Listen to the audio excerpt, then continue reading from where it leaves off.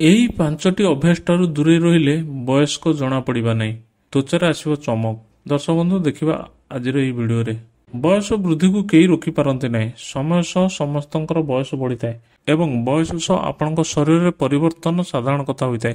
କିନ୍ତୁ କେବେ କେବେ ସମୟ ପୂର୍ବରୁ ବୟସ ବଢ଼ିବାର ଲକ୍ଷଣ ଭଳି ଚର୍ମ କୁଞ୍ଚନ, ଫାଇନ୍ ଲାଇନ୍ସ ନଜର ଆସିଥାଏ, ଯାହାକୁ ପ୍ରିମ୍ୟାଚୁର ଏଜିଂ କହନ୍ତି। ଏହାର କାରଣରୁ ଖରାପ ଲାଇଫଷ୍ଟାଇଲ ଓ ପର୍ଯ୍ୟାବରଣ ସହ ଜଡ଼ିତ କାରଣ ହୋଇଥାଏ। ପ୍ରିମ୍ୟାଚୁର ଏଜିଂ ସବୁଠୁ ସାଧାରଣ ଲକ୍ଷଣ ମଧ୍ୟରେ ସ୍କିନ୍ରେ ରିଙ୍କଲ, ଏଜ୍ ସ୍ପଟ୍, ଡ୍ରାଇନେସ୍ ବା ସ୍କିନ୍ ଟୋନ୍ସ ପରିବର୍ତ୍ତନ ହୋଇଥାଏ।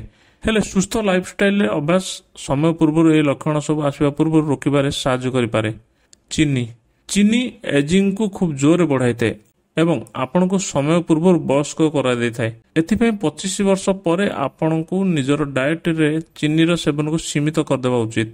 ଏହା ଶରୀର ପାଇଁ ମଧ୍ୟ ଖୁବ୍ ହାନିକାରକ ହୋଇଥାଏ। ଧୂମ୍ରପାନ ଥିବା ନିକୋଟିନ୍ ଶରୀର ସହ ସ୍କିନ୍ ସେଲ୍ ପାଇଁ ଖୁବ୍ ହାନିକାରକ ହୋଇଥାଏ। ଏହା ଆପଣଙ୍କ କୋଷକୁ ଖୁବ୍ ଜୋରରେ କ୍ଷତି ପହଞ୍ଚାଇଥାଏ। ଏହି କାରଣରୁ ଆପଣ ସମୟ ପୂର୍ବରୁ ବୟସ୍କ ନଜର ଆସିଥାନ୍ତି। କାର୍ବୋହାଇଡ୍ରେଟ୍। ଚିନି ସହ କାର୍ବୋହାଇଡ୍ରେଟ୍ ଭରପୁର ଭୋଜନ ମଧ୍ୟ ଫାଷ୍ଟ ଏଜିଂର କାରଣ ହୋଇସାଜିଥାଏ। ମଇଦାରେ ତିଆରି ଜିନିଷ, ପିଜା, ବର୍ଗର, ବିସ୍କୁଟ, ଫାଷ୍ଟଫୁଡ୍ ସେବନ ଆପଣଙ୍କୁ ସମୟ ପୂର୍ବରୁ ବୃଦ୍ଧ କରିଦିଏ। ମଦ୍ୟପାନ। ଅତ୍ୟଧିକ ମଦ୍ୟପାନରେ ବି ସ୍କିନ୍ ଖୁବ୍ ଜୋରରେ ଏଜିଂ ଆଡ଼କୁ ବଢ଼ିଥାଏ, କାରଣ ମଦ ସ୍କିନ୍କୁ ଡିହାଇଡ୍ରେଟ୍ କରିଦିଏ, ଯେଉଁଥିରେ ଏଜିଂର ଲକ୍ଷଣ ସାମ୍ନାକୁ ଆସେ। ଦୀର୍ଘ ସମୟ ଯାଏ ମଦ ସେବନ କରିବା ସ୍କିନ୍କୁ ବୃଦ୍ଧ ଏବଂ ନିଷ୍କ୍ରିୟ କରିଦିଏ। ନିଦ ପୁରା ନ ହେବା। ଶୋଇବା ସମୟରେ ଶରୀରରେ ସ୍କିନ୍ ସେଲ୍ ମରାମତି କାମ ହୋଇଥାଏ।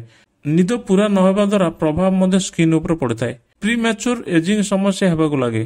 ଏହା ଶରୀର ଉପରେ ଅଧିକ ପ୍ରଭାବ ପକାଇଥାଏ, ଯେଉଁଥିରେ କ୍ଳାନ୍ତ ହେବା ସମସ୍ୟାରୁ ମୁକୁଳିବା ମୁସ୍କିଲ ହୋଇଥାଏ। ନିଦ ଆପଣଙ୍କର ମେଟାବଲିଜିମ୍ ମଧ୍ୟ ଠିକ୍ ରହିଥାଏ, ଯେଉଁଥିରେ ଆପଣଙ୍କ ଶରୀର ଠିକ୍ କାମ କରିଥାଏ।